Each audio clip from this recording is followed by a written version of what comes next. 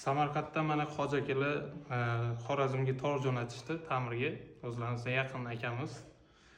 Mana xudo xolasa chiroyli qilib 100% ta'mirlab berdik. Bu torni oldingi ko'rinishi bunaqa holatda emasdi. Birinchi o'rinda og'irligi 2 kilogramdi. Hozir 1 kilogram 700 ga tushdi.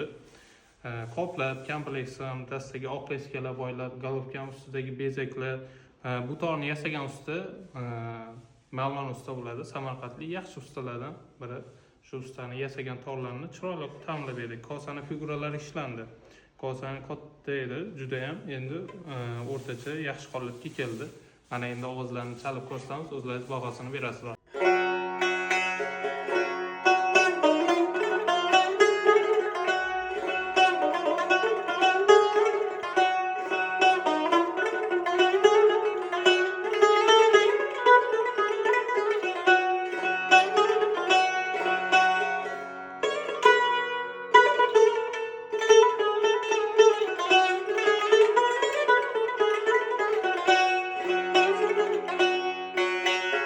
Xudo xolasa kimga shunaqa ta'mirlash xizmatlari kerak bo'ladigan bo'lsa, bemalol aloqaga chiqasizlar.